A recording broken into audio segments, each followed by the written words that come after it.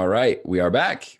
I've got another new friend joining me on the podcast today, and this is a topic actually, and I've said this a lot over the past few weeks, but we've been starting to cover some topics that we haven't discussed at large on this show.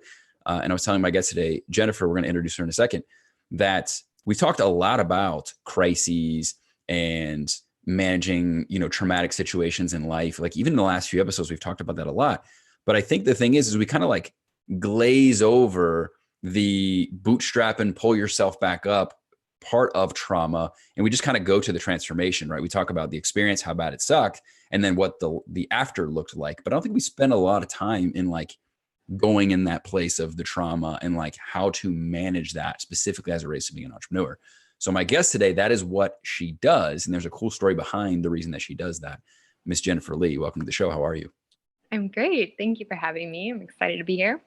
So let's talk about it. We're going to talk about trauma. We're going to talk about crisis management. We're going to talk about what you do. First, let's back up and let's talk about how you got into doing that. That's a good question. I get it a lot. So backing up a little bit, 4 years ago, I owned a company. I started it from the ground up. I went from corporate world to full-blown entrepreneur, didn't know what I was doing, stumbled my way through it. I was crazy enough to start my company when I have twin boys, they were 4 months old. And so I got through that for about 2 years until I hit a point in my life where everything just changed. I ended up going through a separation. I got divorced. I moved from the DC area to New York City. I was going back and forth at the time for my company. I then ended up in Minnesota and it just kind of spiraled. So I basically like to put it as I failed forward and completely rebuilt my entire life all over again. So I sold my company and like dissolved it for basically $1. I picked myself back up off the ground, didn't have any money. And my ex is from Minnesota, so that's where I am now. And eventually kind of took this crazy, interesting road to get to here, but a lot of failure. So lost my company, lost my marriage, really went from giving everything to everyone to learning and just like coming to a screeching halt of like how to give to myself. Now, so there's a lot, you just gave me a lot of stuff to dig into. Yes, it's kind of like the quick, Yes. So I will investigate and allow you to talk further, but I only want to push you as far as you're willing to go in terms of the personal details of that situation. Sure. No, absolutely. I have no problem talking about it. So here's my first question. Do you think that, or in what ways did entrepreneurship, you having a business, how did that play into, or did it play into the demise of your relationship? Great question. So I talk about this a lot. So from an entrepreneur standpoint, I think that no one's really ever prepared to go into a business and you don't really know what you're going to walk into, no matter what business it is. I think that for myself, like I mentally was prepared, but I think that for me personally, it was a huge piece of me owning part of the reason why my marriage had failed. And I think that ultimately people change in general and go through cycles of their life, and you're either growing together or you're not. But entrepreneurship is one of those things where there's like no better way to find out if someone has your back or not and is your rock than, going through something that's very up and down like that. It's a huge risk. And not everybody likes risk. A lot of people in this day and age, they play it safe, and that's okay. Right. But when you're with your partner and you got to be on the same page, you got to be a team. So yes, I will say that was a huge piece of me saying that entrepreneurship is hard and it's very difficult in general to kind of go into it in a relationship, and you have to be solid. Yeah. I will say that for me, just in general, taking my business out of the equation, I love working and I always have. So I think for me, my coping mechanism, knowing that my marriage wasn't in a good place, was to naturally work more. So Mm-hmm. I won't say it's all just because I owned my own company, but I Right. will say it's a good 50-50 in that. Okay. Now, so before you entered into, so at what point, I guess, in the relationship, when did you start the bit? Were you guys dating at that point? Had you already started the business before you met? Or was this a decision that you guys discussed before you started the business? So I started my business after I had my boys, Okay. but You I've said that. You always said that. been like, I've always been driven though, and I've always kind of acted as an entrepreneur. Mm-hmm. I've had that autonomy. I worked in hospice for many years Yeah. and the healthcare world. So I always was kind of having the hours of an entrepreneur and that Sure. work ethic. Yeah. So that didn't change, but the risk associated Well, with of like course. how much money and Yeah. those pieces of it for sure. So they were 4 months when I started it. And I think that most people would probably never start a company with twin newborn children. Uh, but I was determined that I wanted a little bit of a better life for my Yeah. kids, and I didn't want to be working in corporate America necessarily Sure. with those hours. So Okay. Yeah. Well, so the reason I was asking is that I see in a lot of instances, and I don't know if it's yours, and I don't want to assume that it was, but I see a lot of people, um, specifically the more entrepreneurial, optimistic types, right? Where they don't set realistic expectations with the other person before they, like, there's not a real conversation of like, what do we do when this business requires you to work 18-hour days? What do we do when this business doesn't make money and we're struggling to make ends meet because we're relying solely on the other person in the relationship? So would you right. say that those are conversations that you guys had, or did you guys kind of overlook that in light of, hey, everything's going to be great, everything's going to work out? I think that I'm a realist, so I can certainly say that that's what I do for a living. Like I'm Right. huge on communication. Mm-hmm. I think that for him, his life was very different and it's all just based on life experience. And I don't think one's good or bad. I just think Yeah. that he's never really had risk or adversity in his life Mm-hmm. in that way, whereas I'm so Mm, used to that and I grew up like that. interesting. So when you have very different lifestyles, I think that for me, it wasn't really so much that, but I agree with what you're talking about. I think for my personal experience, it was he was very used to like living a life that was kind of in a box, and I'm used to living a life very outside the box. Hmm. So for In me, what it's way? very In what easy to way? cope. In what way do you mean by that? Just like kind of very predictable. Okay, I And see. I see. I yeah. see. So for me, it was a lot of moving growing up, a lot of change all the time. Yeah.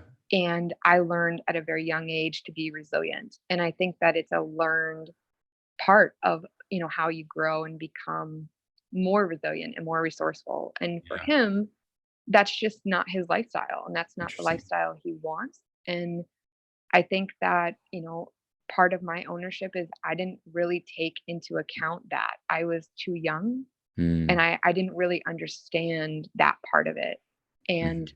how his life experience has brought him to where he is in his life. And so I Sure. think that in some ways, starting a company is a little selfish at times too. I mean, I will own that. I don't have Mhm. any regrets, but I think that looking back, that might have been a little bit of a selfish move on my part in recognizing that not everyone has the capacity to handle that.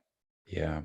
Well, I see that a lot. And where the other significant other is, or the spouse, for to keep it shorter, um they're more of like what you would call like an in the box 9 to 5 predictable. Hey, here's Right. the plan, right? Like, if we do this and we do it for 40 years, we can save up enough that we can retire, and we're not going to travel the world, but we're going to be comfortable. And the other person's like, I want more than that, right? And so what happens is that they're assuming all the risk, and the other person feels like, well, when do I get to pursue the things that I want to pursue, because I'm making sacrifices so that you can do what you want to do, right? And it causes a lot of friction. So I didn't intend to talk about this today, but I see it so much with both Right. students and clients alike, that I wanted you to kind of shed light on that, because this is tough. It is a complete lifestyle change becoming an entrepreneur. So did you grow up, given the fact that you are used to not having that kind of structure. Did you grow up with parents that were entrepreneurs, or why were you moving around so much and like having to change your environment as frequently as you were? So, I wouldn't say my mom is an entrepreneur, but she definitely was very similar. Okay. She ran hospitals. She was in the medical industry. She was Hmm. always very smart and thrived on intense situations. Hmm. So I grew up from 15 on, kind of seeing that, and she threw me into it. Hmm. But uh, coming from a divorced family, I was 4. My brother was 2, and so she did the best she could. But I think part of that as a single mom is she was trying to figure it out as well. And so there was just a lot of change. And because of that, I now thrive on change. And so does my brother. But one could argue that's good and bad. Yeah. But it was very much just she did what she could. But I grew up in many different cities and different areas. And it's kind of every couple years we would switch households. Hmm. Interesting. So last thing, and I want to move off the personal investigation here. Sure. So talk about what it's like, because that we do have a lot of mompreneurs, right? For lack of a better term, we do have a lot of mompreneurs and that listen to the show, and many of them are my students, right? So talk about what that pressure felt like, right? To have a business, to be in the middle of separation and divorce, and to have 2 kids, right? And to kind of feel that pressure. How did you? I had a guest. I can't remember the name at this point. I'm gonna feel terrible. Sorry. I will link that if I remember below at some point. But anyway, she came on like a year or so ago. Very similar type story, single mom. And I asked her. I said, how do you compartmentalize, right? Like you're on your way, you're taking your kids to school, whatever the case may be.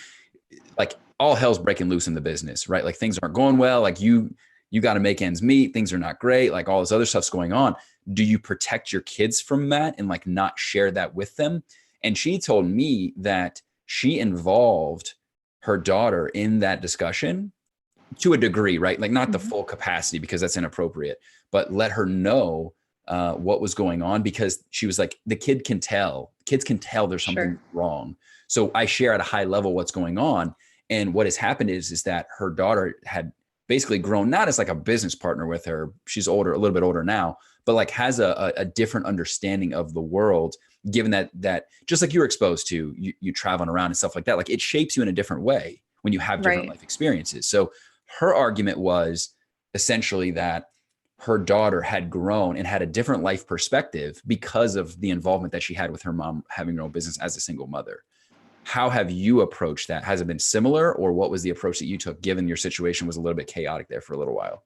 So I'll kind of say 2 things on that. So I'm going to talk a little bit about like my personal experience, like as a child, seeing that with my own mom, and Hmm. then I'll talk a little bit about my kids. But so my mom was very similar to that. Hmm. She threw my brother and I into it, but more so me because I was older, Hmm. and that's very much why I am strongly believe I am who I am today, and Hmm. I'm that resilient and that resourceful. So yes, I agree with it. However, I did not really jump in until I was older. So I'm talking Mm. 13, 14, 15, like when I really started to see what my mom did for a living. And I remember, like, you know, wanting to skip school one day, or, like I was sick from school, and I loved more than anything just following my mom around and seeing what she did. And it really fascinated me because it was very fast paced, and she's very smart. Hmm. So I loved that aspect of it, and I really learned a lot, but I had the capacity as a teenager to take it in. Okay. I was very self-aware at a young age, and I don't know if that's just like me being an old soul. So I Hmm. think to each their own. Yeah. And again, it just goes back to each person is a little bit different. I think you have to be really careful, in my opinion, with children, especially whether it's work related or not. Yeah. You're right. Like they see and hear and feel everything. So even if Sure. you're not talking about something, they feel the tension. They know when something's going on. Right. They're very in tune to that in general. And Well, and so, then they could often mistake that it's about them too, right? That right. they did something wrong. I don't know this. Yeah. I've never even thought about having kids at this point in my life, so I wouldn't know that, but I'm making an assumption. Yeah. No, absolutely. So I have learned to be incredibly self aware for that reason. Okay. My kids have a respect for me granted they're younger. Mm-hmm. So they're 6 years old, and I've worked fairly long hours, and I've been like thriving in my career since they were born. So that's all they know, but they also know that when I'm with them, I'm very present. And there are times when, yes, things do come up, but for the most part, they're able to understand the difference. And I'm like, hey, I need to work. And I Yeah. explain to them on their level, I need to work because, I need to have a roof over my head for us and you need to have Mm-hmm. things. So there, but you have to kind of get on their level. I will say though, my one son is way more intuitive than the other. Mm-hmm. And so for that reason, I have to be incredibly careful. And I'm sure many parents can relate. But what I mean by that is, especially with my line of work, it's very intense. They're very difficult conversations in general. Most of the time, no one wants to be around me Yeah. when I'm working just for that reason. So, especially with my kids, I'm very aware of what conversations I can and can't have with them. Mm-hmm. But I try really hard not to go there because they feel that. And Mm-hmm. especially him, it's a lot of intense emotion. And Mm-hmm. I'm very self aware and I'm reacting really quick, but he has no clue what's going on. Interesting. So, I just think for that reason too, like when they're older, in my opinion, when you hit that 12 and up, it's Mm-hmm. a little bit easier to be like, okay, I can have a conversation. They can take pieces of it in. Mm-hmm. But at that age, it's a lot more difficult. Interesting. All right. So you may have said this and I missed it, but the first business that you sold for $1, which congratulations for finding somebody to pay you $1 for your business. That's amazing. What was that business in? I don't know that you said that or I missed it. I didn't say it. So I had investors in that business. I Nice. started out in my house making organic sunscreen Okay, cool. and organic skincare products because Cool. I have a very sensitive reaction to the sun. Okay. So I developed it for myself and then it kind of took off and grew a lot quicker than I was anticipating. And Mm. investors wanted to be a part of it, which to your point is like a whole nother level of pressure Mhm. as an entrepreneur Yes, slash it is. mompreneur. So yeah. Yeah. Okay. Got it. I didn't know if it was in line with what you're doing now, which is, so I don't know the full capacity if you're like a consultant or if you help people, but talk a little bit about what you do now. Cause I know it involves like crisis management specifically. Is it for Yeah. people or is it for entrepreneurs or both? So it's a little bit of everything. Okay. My largest client is in the real estate world. Hmm. I love what I do, but yes, I would classify myself as a crisis management consultant. Okay. Most of what I do is in that world, and it's every day from managing people to firing people to rebuilding a company's foundation, a lot of very difficult pieces of a company that Yeah. most people never really get training on. Okay. All right. So you entered the discussion then. So what have you learned from your own experience, right? Because I'm guessing that's what spawned, like what you experienced is what Yeah. spawned you wanting to do this, right? Which is amazing because I often tell people like your biggest challenge is your greatest opportunity, right? Like Right. it's So true. amazing. Like I just launched a new product and it's literally selling at rates to a cold audience with Facebook ads, like at preposterous numbers. And it's like the most amazing thing because I'm like, this, if there was anything I was going to sell in the world, it would be this, right? Because it's something Yeah. that's very near and dear to me. It's very personal. So that's usually an amazing point for people to kind of launch something that they really love doing, right?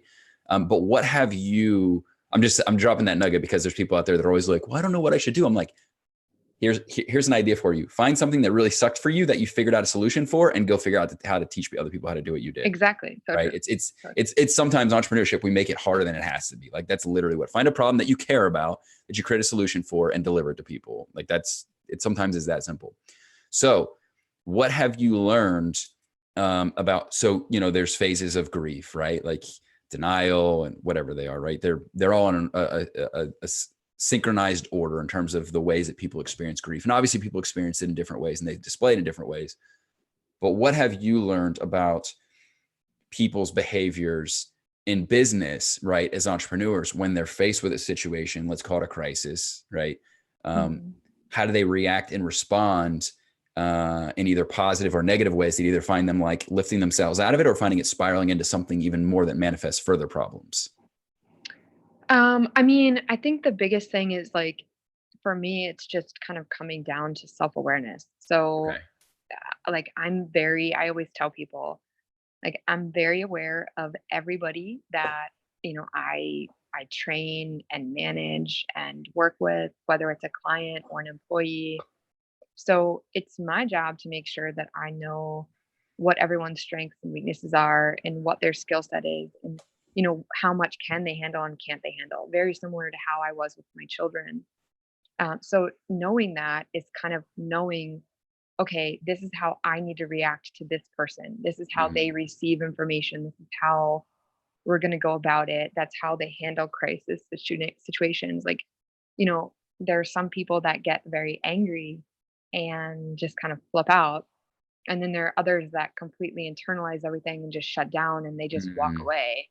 But I Mhm. think at the end of the day, it just comes down to you really know a person, no matter what business you're in, when things hit the fan. And Mhm. that's when you really see their true colors. You see who they are, you see how they react, you see if they're going to have your back or if they're not, if they're going to be loyal.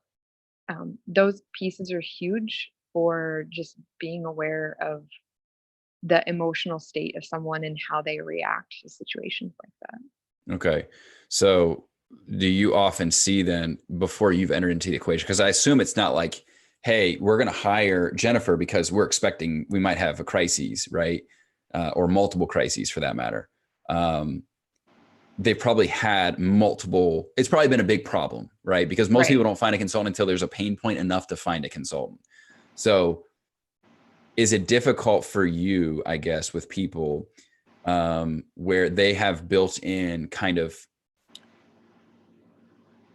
I guess, a preconditioned assumption about how things are going to go, right? So when you experience a crisis, you start getting a little bit cynical, right? At least this is, Mhm. so my first business, it was like crisis management one. I mean, I literally said like, we're the only people besides firefighters that put out this many fires. Like, it's just ridiculous. Like, it's crazy, right?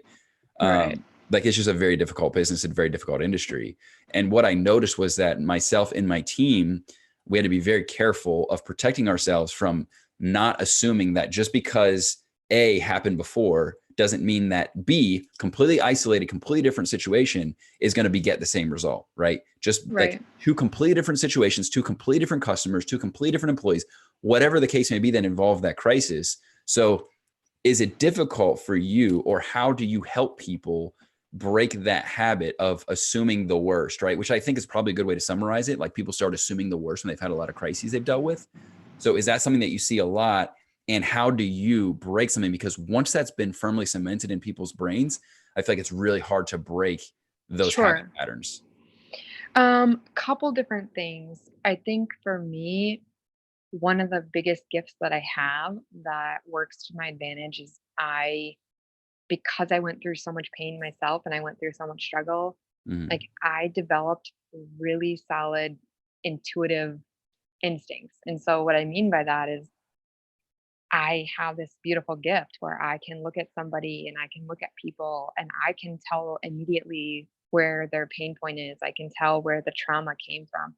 So I kind of like I look at it as I have a very small window to go hard and go fast and connect with that person, but Mhm. also understand and just get to that pain point of, okay, this is where, like, this is the issue. But sometimes what happens is, it's to your point, it's not the issue right now, it's the issue that happened 10 years ago or 5 years ago Yeah, right. that's still kind of manifesting itself. But I think that every client I have is very different. The Yeah. people are all very different. So I'm using very quick intuitive instincts to be able to quickly diffuse it and to understand what does that person need, sometimes without me even saying it, to make Interesting. sure that it's kind of segueing in the right way. Do people always know that, or are they even willing to admit, I should probably even further, or maybe both, that it's possible that their situation and how they're dealing with it is a result of something that happened to them before,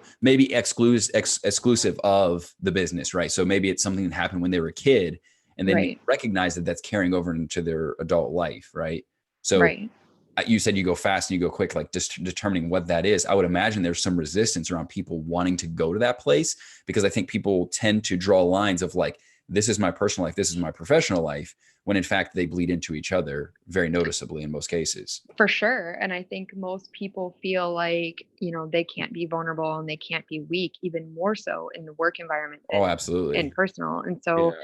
I think that that's why it's so important for me to create such a solid bond, and almost like I refer to it as a code of ethics, because someone has to trust me that quickly, basically with their life and their livelihood, to be able to let go of control, which most people hold on to, especially if they've been through trauma, Yeah. to be able to be like, okay, Jennifer, I trust you to run my company. I trust you to make these decisions. Like, I'm not in that state to do that, whatever it may be. Wait, so So, they're handing you like autonomy to make big decisions in this? yes. So Yep. you come in as like an interim CEO. You're just Yes. calling Yep. shots. So that's a little bit different then, because I was getting the vibe that like you come in as more of like a business psychologist, right? Like you're kind of like listening to them and helping them work through their own issues so they can empower themselves to make decisions. But it sounds like you're coming in like Sometimes it bring the depends on the troops. client. Like I'm running the show now. Like step aside until you deal with your own ish, and I'm running the show right now. So It it's definitely depends on the client. But yes, okay. there's a little bit of both. But I will say that That must be in a for really bad sure, place. all of it is like, I mean, these people meet me and it's usually by referral and word of mouth. Okay. And I don't advertise what I do for that reason. And it's just kind of like, here she is, like, I know this person, and like normally they don't even really talk about what I've done for them in that way. But yes, it's a lot of understanding someone and where they're at in their life and what pain they're going through, and how can you help them get to a better place with their business. And usually it's very personally related. Yeah. How and maybe this kind of like defeats the purpose of doing, like it kind of eliminates yourself from needing to be in the equation, right? But how do people, I guess, prepare or recognize that there's situations that they need to deal with in order to prevent these situations from, because here's what I'm thinking as you say this, for a business owner to be at a point where they literally have to like step aside and let somebody take over, like you must be in a really bad place, right? Like you must have some real ish going on in your life or in your business, like serious crises, right? And I'm not being judgmental. Mhm. I'm just saying, like, Yeah, no, for sure. myself being an entrepreneur, to hand over the reins to someone else who doesn't understand my business at the level that I do, I'd have to be in a really bad place to do that. Maybe that's just me. Maybe people in general aren't like that. But here's what I'm thinking. Like I talked about before, like putting out fires. How do you prevent the fire from happening as an entrepreneur before it gets to that point? Like surely there has to be a better solution than, oh my God, call Jennifer. Literally the fort is burning to the ground. You know what I mean? Like, Yeah. I mean, a lot of times too, like I will say, most of the time what typically happens is someone is going through something in their life, and it okay. could be a divorce, it could be they've lost a loved one, Okay. So, whatever the case may be. And yeah. typically most people are a little bit more like, hey, I'm checking out, or I need to hire someone to like do operations, or I need to kind of have someone in the interim. Or usually most people can realize something's going on and I need to put people in place before it gets that bad. I mean, so that Okay. happens a lot. They'll hire people to kind of do what they're doing so they can alleviate themselves and kind of like just take a minute. Sometimes it's a little bit longer, whatever the case may be, but usually they'll hire people and overstaff or compensate in that way to take away their position. That makes sense. And there are some things. So to that point, there is one I just said, and I'll retract that statement because I just said that, like, I don't know that I would ever do that, but there was a situation in 2016 that I literally would have called you and been like, hey, I need you because I was literally deathly ill. Found out I had a chronic condition that was precancerous, like big trouble, right? And we were in the middle of raising money and trying to do all these things and expand the business and stuff like that. And it's like, this isn't something that I prepared for. So I guess crisis could be more than just a psychological thing, like a breakdown because you just can't Right. handle it anymore. It could be like you said, divorce or something like an illness or, God, there's somebody in my network that, is, I don't want to reveal too much because I don't know if he wants to share it publicly, but his son died, right? Running a big company. Like at this point, and apparently from what I've heard, things aren't going so well with the business now, because I don't think he's in the right place, Right. with Sure. that going on to really deal with it. But as you know, and as most people know, like just because life is happening doesn't mean that you can put your business on pause. Like life has to go on, right? And in your Right. job, like your company might give you a leave of absence, like you leave, you come back and hey, things are still great, but you're the business owner, specifically if you're a small company, right? Like that's not the case. You don't have money coming in. A lot can change. The business can die. I mean, a lot of things are happening. So it can be a lot of different type circumstances that come up that are just completely unpredictable. So I was more thinking of like, what can you do from an emotional standpoint to protect yourself? Or like, for example, I'm thinking crisis, like um, you have an employee and let's say you have something that's labor intensive and he gets paralyzed for life, right? That's a major Right. crisis in the business. So is it more of the other stuff I was just talking about, like divorce, illness, death, stuff like that you deal with, or you help people with? Is it more of, or is it not exclusive to other Yeah. things like that, like work related injuries or stuff It's that a little happens in the bit company? of everything. So Okay. it could be anything from, like a lot of times people will hire me to let someone go. And I do a lot of that. So a lot of times, people know that they have someone that's just going to hit the fan. Oh, really? And so a lot of small businesses don't have an HR department. Yes, true. And that's where typically, like on a kind of one off situation, they'll usually hire me to be like, hey, I have this employee. They're the type of employee that's probably going to go off the rails, So they go put on you in the social line of fire? media, like, so especially with social media, right? Like, Yeah. so they're trying to diffuse it before it actually I see. I see. happens. Yeah. So a Yeah. lot of times that'll happen. Or if Yeah. a family is trying to, like, it's a family run business and they need to let somebody go, especially something like that. Or, um, just like a lot of employee type of weird one-off Yeah. Yeah. scenarios, Yeah. things like that. But usually, yes, usually it's someone is like medically needing to just take a break, or divorce, or lost a loved one or a child, or anything that's just kind of something that happens in life that has no control over what may Yeah. happen to us. Well, think about in your situation, if you had somebody like you going through what you're going through, had investors, had a good product, it's not entirely impossible to say, not that you don't appreciate and love what you're doing now, but it's not impossible to say that that business wouldn't still be, I don't know if it still exists, but obviously it's not in your ownership at this point, but you might have been able to reclaim, some Right. semblance of growth and health and vitality in the business if you had somebody to do what effectively you do now.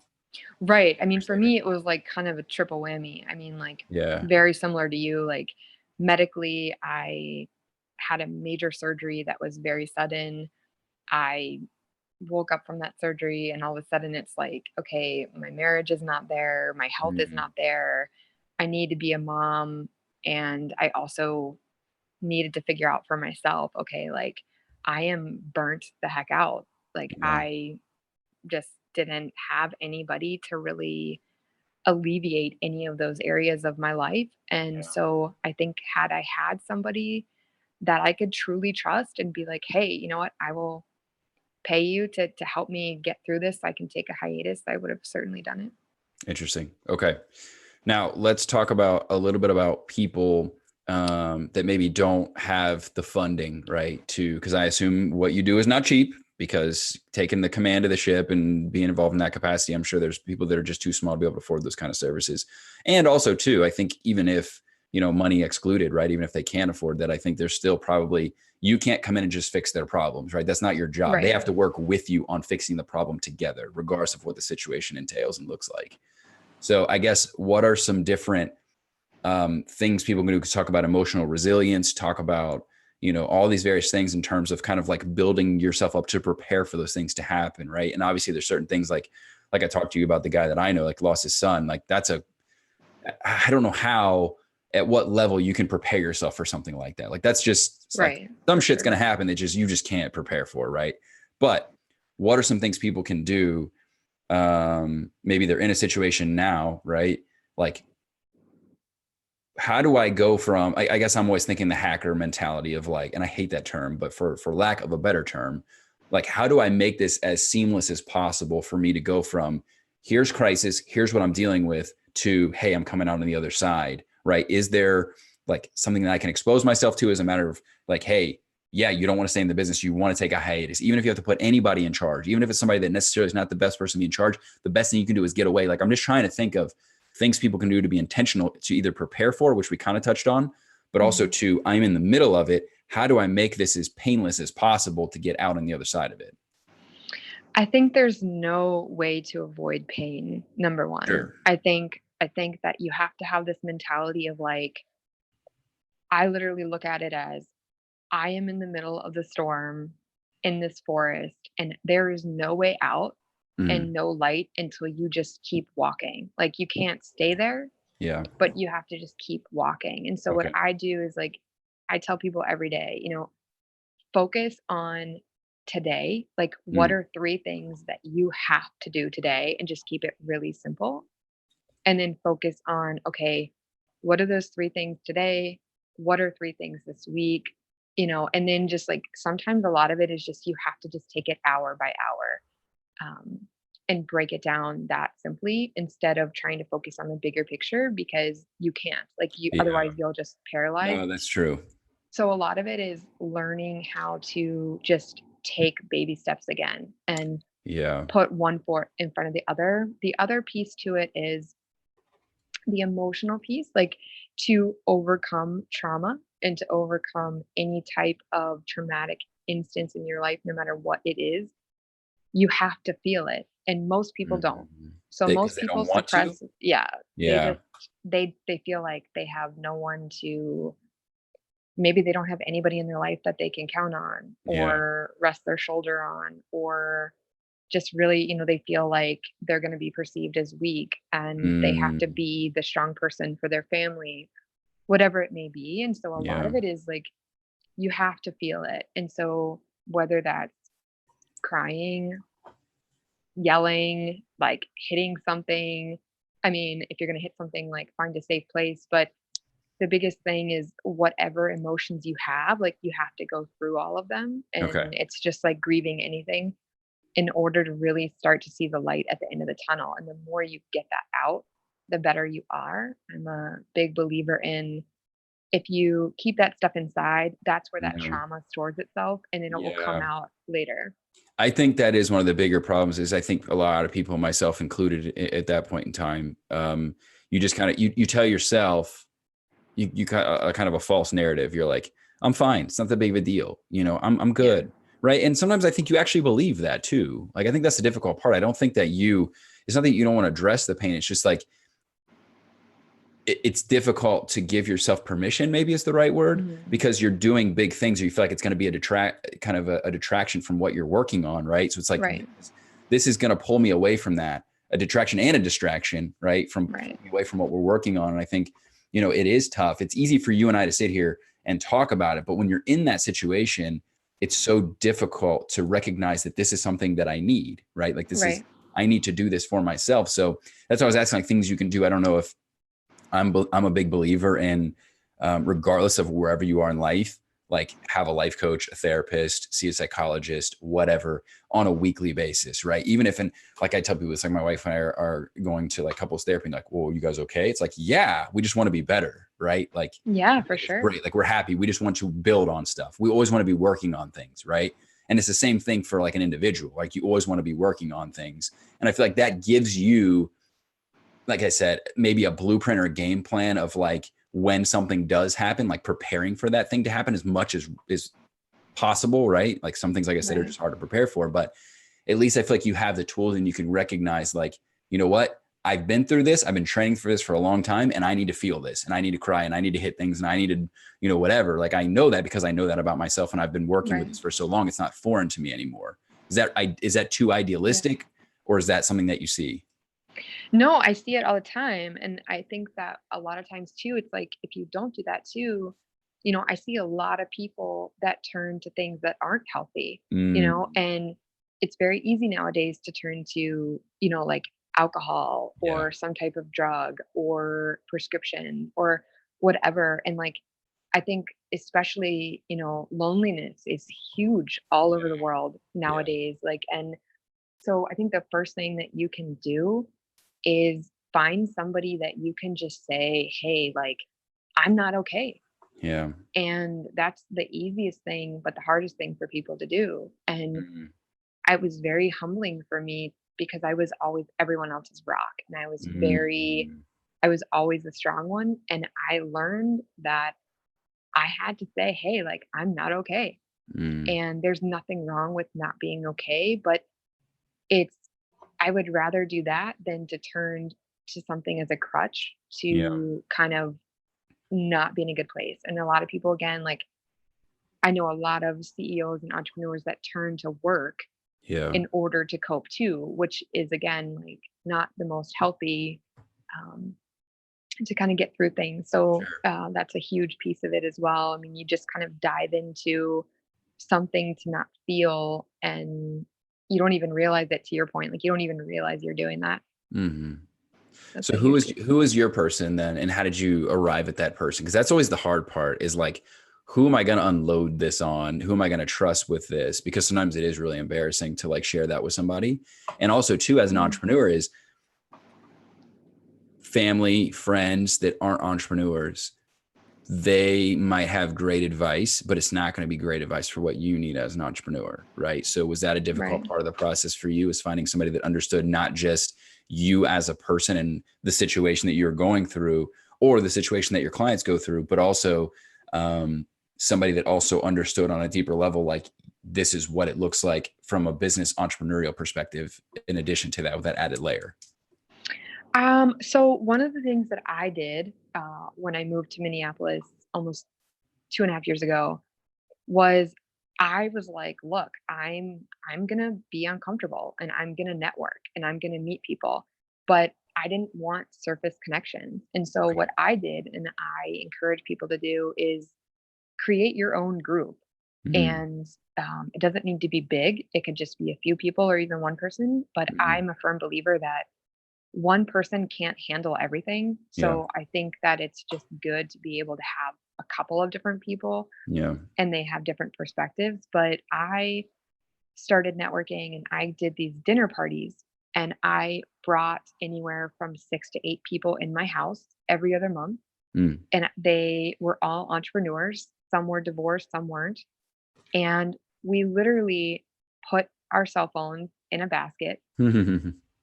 And I was like, nope, we're good. Like, this is going to be some real deep, solid conversation. And I paved the way. That's And cool. so I started with myself, and then we all went around the table, and these people had never met. Yeah. And like, literally, I tell people to this day, and I bring a couple new people all the time for that reason. And I just tell people, I'm like, be ready to walk out of my house and leave this table, and it's going to change your life. Mm. And I can honestly say that everybody who's left has walked away and they're just like, what the heck just happened? Yeah. But you have to go deep and you have to be able to be like, hey, I'm going to crack this nut. Like, I'm going Yeah. to open up a little bit. Yeah. And once you kind of crack it open, it's a lot easier to keep going. Yeah. So I did that. And it was probably the best thing I ever did to That's really really cool. find my people here. Hmm. And there's no way in hell, like, I would have the people that I have in my corner right now had I not done that. But Yeah. I put myself out there and I said, I, I'm gonna cook and come to my house and like let's connect and like let's chat about real life. yeah.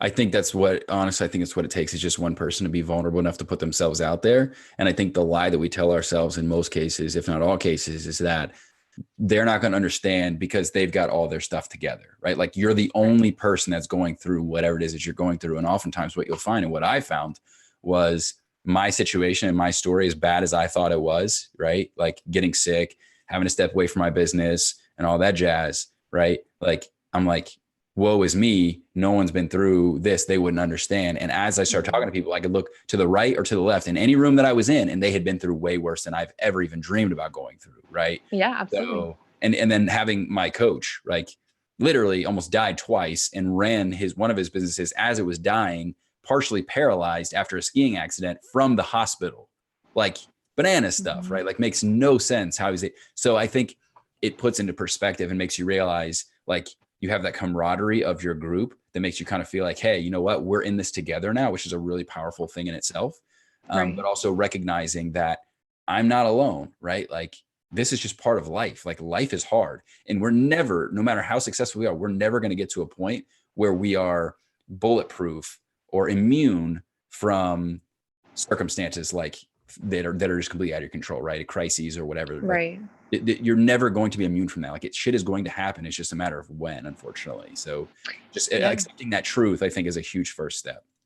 for sure. I mean, I think mindset, I think the other thing too is, just because you're listening to someone doesn't mean that they're ready to take that next step either and they're ready to Totally. heal. And, Really a good lot of point. people go through cycles in life many times before they Yeah. learn that lesson, and they have to be ready to cut the cord. And I think that's the number one thing I tell my clients is Yeah. you have to want it. Like I Yep. can help you and I can give you the tools, but if you're not ready to let go of that person or that thing or whatever it is, like you're just not ready, Yeah. and it might take a few times of going through something over and over before you're like, I need to freaking get off this wheel. Like this is Yeah. not working anymore. I'm ready. Mhm.